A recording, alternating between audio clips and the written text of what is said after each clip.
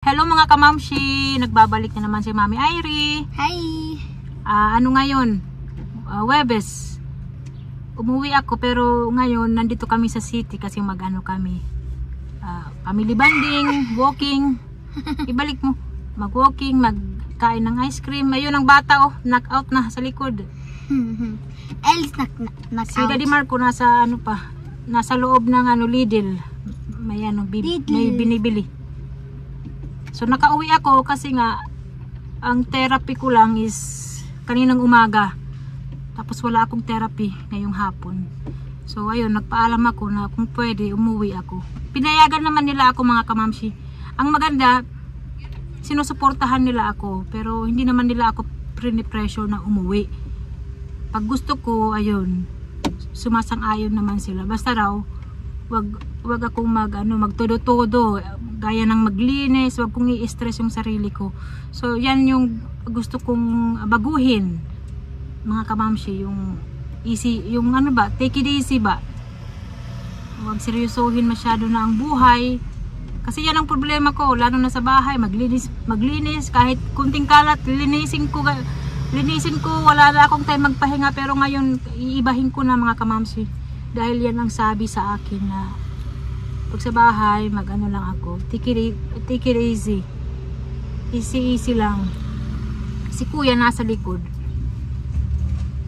And babalik ako sa clinic bukas ng mga 11. Kasi ayun nga, 24 hours lang kailangan. And sa Sabado, uuwi ako. And sa Lunes ng hapon, uuwi ako kasi sa Martes, holiday dito. Ayun na, inubo na ang bata. Agoy. I'm still sleeping. Tingnan niyo ang bata. Sobrang cute. Ito, kinamulot daw ni Ellie mga kamamshi. Sabi ko, wag siyang lalapit kay Ellie kasi. And I'm going to number 2 class. Mag-ano na siya, mag-grade 2. Oo, malapit na rin ang pasukan. So, mamaya na lang ulit mga kamamshi. And I'm gonna go in 4th class. Yeah. So, mamaya na lang ulit mga kamamshi kasi nandito na si Daddy Marco. Ayun si kuya. Agoy ang bata. Tingnan nyo yung bata. Agoy, ka-cute. Gising na si Ellie. Ha? Inaantay namin sila Daddy Marco kasi pumasok sila dito sa Oxner shoes. Siguro mag-ano lang yun sila, magtingin-tingin. Ha? Ala, there's a dog. May aso. At saka suot niya na yung padala ni Ma'am Josie na damit. Bagay na bagay. Saktong-sakto. Eh? Where's the dog, baby? May dalawang aso. Eh? Where's Daddy and Kuya and Ate? Inside. They are inside. Daddy, come on. Ate, come on. Ate, come on. Kuya, come on. Yeah. You want to eat ice cream? No, that's right.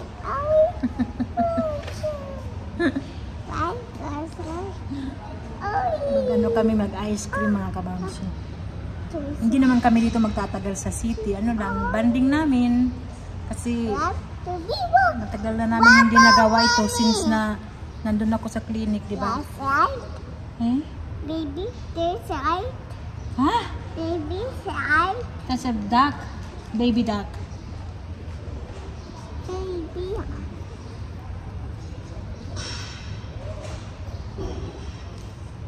Hello. Today, Daddy buy me a new Finken, and here's my new Finken. Oh, kuya, the receipt. Ayan yung binili ni Daddy Marco. Ayan. Oh. My new, I like it. Yeah, that's good. Magagamit din ni Kuya. I can use it in Philippines. Yeah, you can use it. Yeah. I would read flip-flops. But that is also good. That's comfy. The last time I had in Philippines, the last time I was in Philippines, I used my flip-flops, my Spider-Man. Yeah. Put it down. purchased. Ice cream time. Oh, sus. Share tayo niyan, Ellie. No, she's not sharing. She wants it just by herself. So wala na ako. Hindi na ako makakain. What? Good. Give mama. Ah? Danke.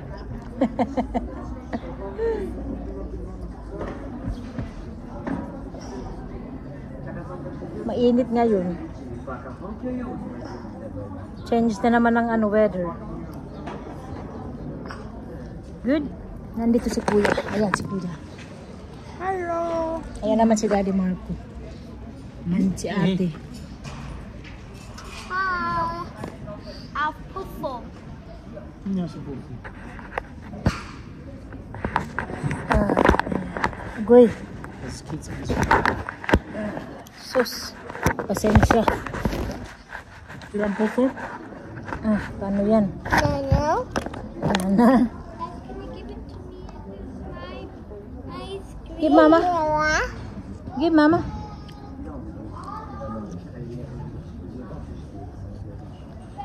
Mama, very- this is puffo. No, I don't like that. Sa kanya lang yan. But this is like, bubble gum. I know, but why you choose that? It's not good. Be careful with your t-shirt there. Hi, Tommy. No more Sarah.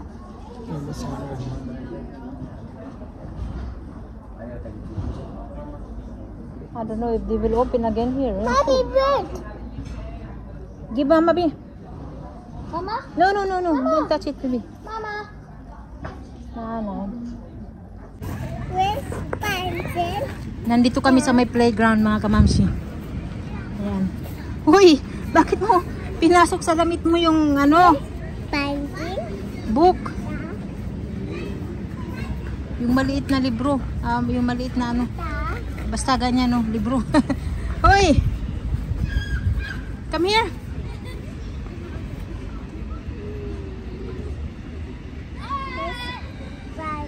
Pencil? Kami, nagsiso, kaya lang sobrang init.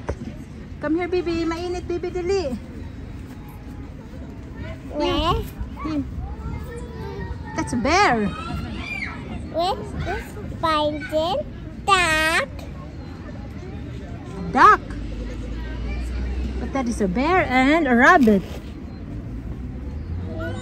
Where's mosquito? Mom, mosquito! Mosquito. Oh, Mosquito! mosquito.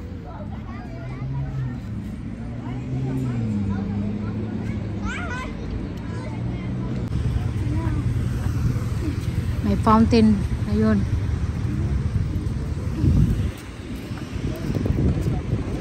Grabe, sobrang init. No. I'm making you.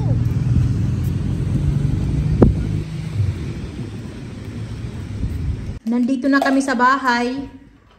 Hindi kami nagdagal doon sa city kasi sobrang init. So ayan si Ellie Patuti, naglalaro. Kaano lang yan, nakadiaper lang mga kamamsi, ayaw magsuot ng short. Tingnan nyo. It's mommy! Yeah. Nakadiaper lang ang bata. Hoy! Bata-batuta! No, tita! Buhat sa'yo. So nagpapahinga lang ako tapos magluto. Whisko. Ayaw magpa-short. Short. Whisk. O, dyan siya.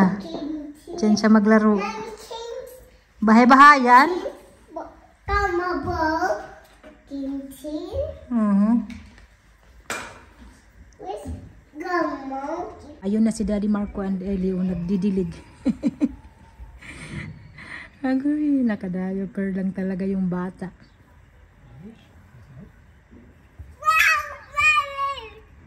Flower. Tingnan nyo, oh, yung kamatis ko, wala ng bunga. Hinarvest ko na. Oh, yeah, ball. Yung mga halaman, patay na. Yeah. Yellow.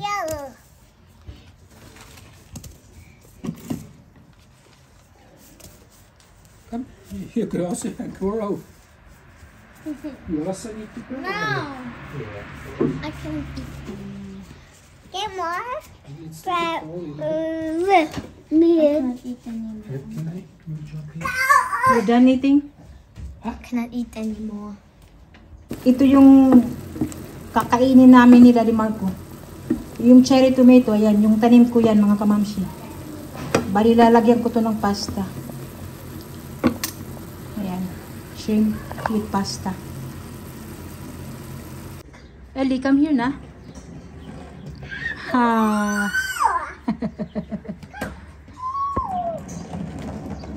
Ayan o, yung regalo ni Daddy Marco sa akin na ano, yung badminton ba o. Hindi na ako nakapaglaro kasi nga wala ako dito sa bahay. Ang ganda ng mga damo ngayon, no? Green na naman dahil nga nag-ulan-ulan. Ano na bata? Uy.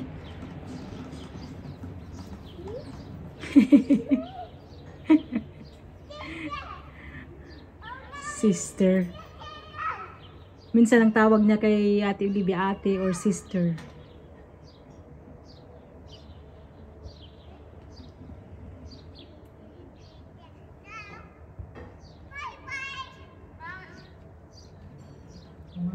Yeah. Olivia, use your helmet.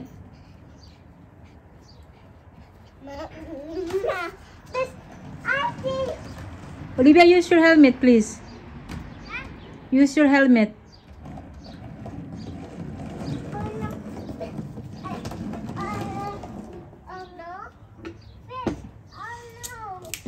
Use your helmet, ate, ha, please.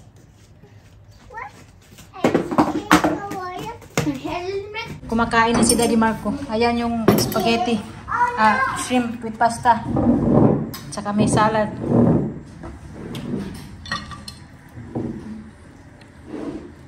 I'm good. I'm good. Good?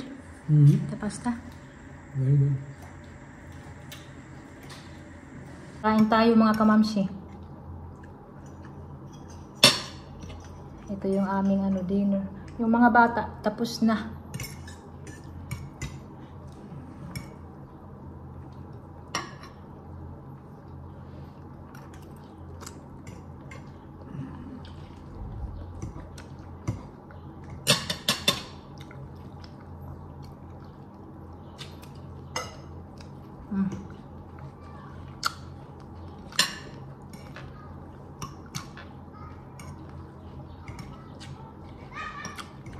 Nandun si Ellie sa labas.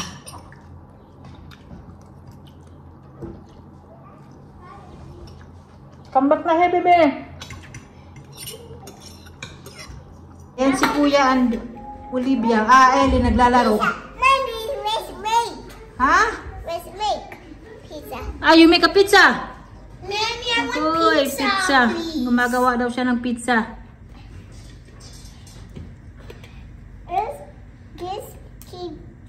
Here you go. Here's a spoon. No.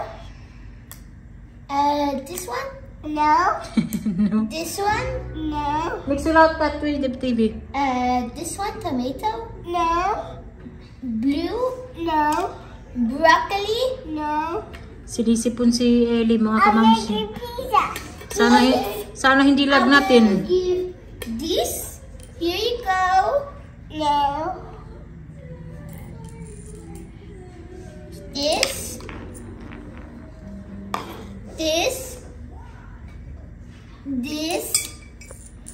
Hello mga kamamsi.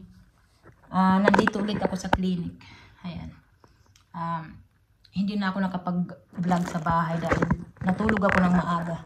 Ngayon kasi natutulog lang ako ng maaga mga kamamsi.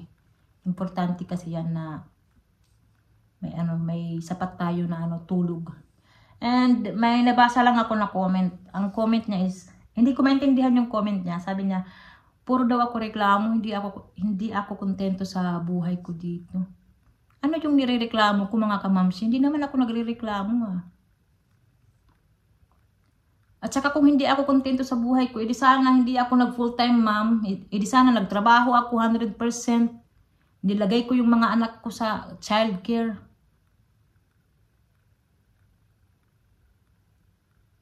Kontento ako sa buhay ko. Siyempre may mga ano lang, siyempre ang buhay, hindi naman laging okay. Hindi naman, ang buhay natin hindi naman laging masaya. May ano naman yan, may problema yan na darating minsan, may mga pagsubok, di ba? Gusto ko nga umuwi sa Pinas Gusto ko nga ng simpleng buhay lang Gusto kong ipagpalit yung buhay ko dito sa Pinas. Gusto ko lang tahimik, masaya, walang stress. Well, hindi talaga mawawala minsan ang stress sa buhay natin. Yung walang pressure sa buhay. Yung hindi mo kailangan ng maraming pera para maging masaya.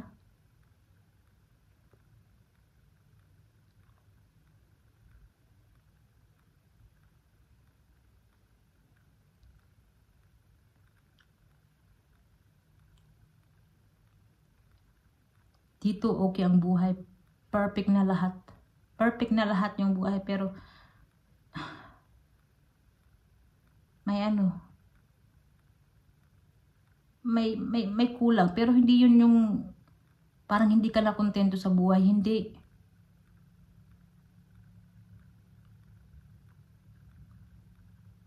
Dito pag wala kang pera, pag wala kang trabaho, wala ka. Wala.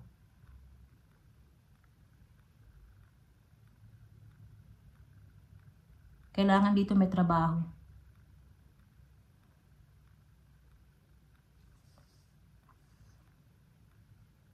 Masaya ako sa buhay na pinili ko.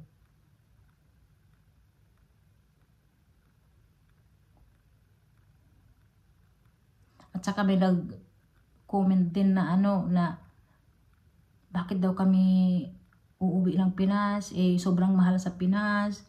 Dapat daw may pera kami, ganun-ganun. Alam nyo mga kamamsi, hindi kami magdidesisyon na umuwi sa Pinas kung hindi kami handa. Hindi ko naman pwedeng sabihin na marami kaming pera kaya uuwi kami ng Pinas. Ano na lang ba? Common sense. Syempre hindi kami uuwi sa Pinas kung hindi kami handa. Alam namin na mahal din sa Pinas.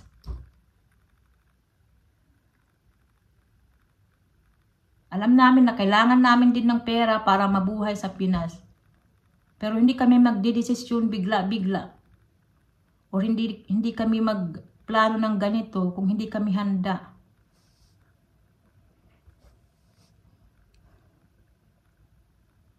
Alangan naman sabihin ko marami kaming pera, sobrang dami naming pera, uuwi kami ng Pinas.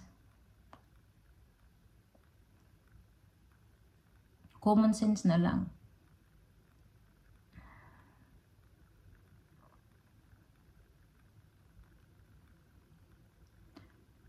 Yun lang mga kamamsi. And syempre, maraming salamat sa mga message ninyo. Sorry hindi ako makareply. Kasi gusto ko lang time. And pag umuwi ako sa bahay, nag-spend ako ng time sa mga bata.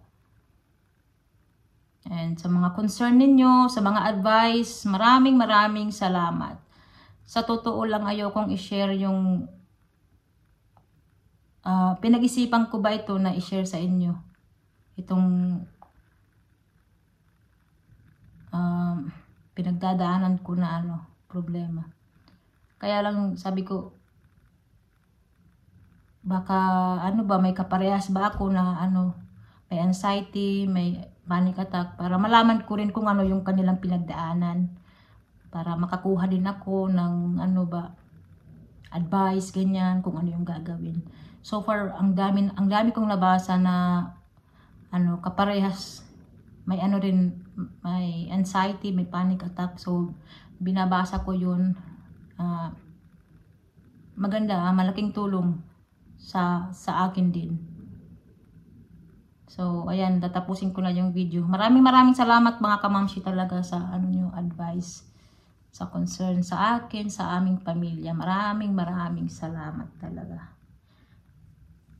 Ayan, so tatapusin ko na yung ano video kasi may apero kami. Kasi may aalis bukas na ano, pasyente. So, mag-ano kami, magtipon-tipon na yan. Mag-ano ba, farewell party, ganyan. So, thank you so much, mga kamamshi. Bye-bye!